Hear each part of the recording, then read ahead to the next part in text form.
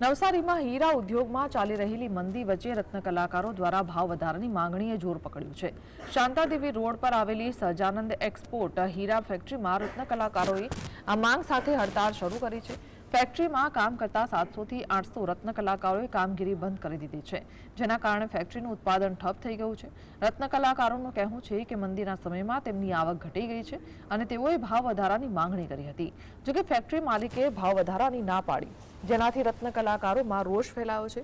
માલિકે દાવો કર્યો છે કે તેઓએ ભાવમાં વધારો કર્યો છે, પરંતુ રત્ન કલાકારો જેના ભાવની માંગ પર અડગ છે તે પહેલાના સમયમાં મળતા હતા।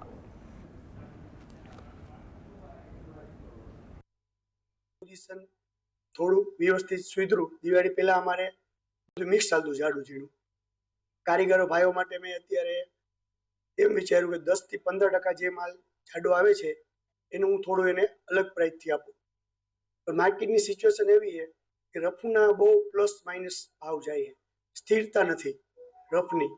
એના હિસાબે આ બધા પ્રોબ્લેમ અમને જાજા પડે છે। માલની કોસ્ટ વધારે આવે અને માર્કેટમાં બનીને જાય એની વેલ્યુ ડાઉન થઈ જાય, એના હિસાબે આ બધા પ્રોબ્લેમ છે।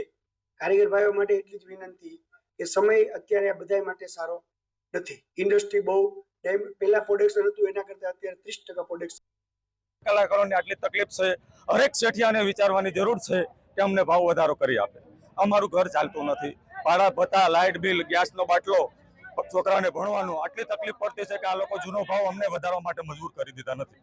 જૂનો ભાવ હતો એ બી તોડીને અમને 50 પૈસા રૂપિયા તોડીને ઓછો કરી નાખ્યો છે। એ માટે અમારે 1.5 થી 2 રૂપિયા ભાવ ઘટાડી નાખ્યો છે। દિવાળી પહેલા જે ભાવ હતો એ ભાવ માટે 10 રૂપિયા હતો, પેલમાં 6.5 રૂપિયા હતો અને મથાળામાં 8 રૂપિયા હતો।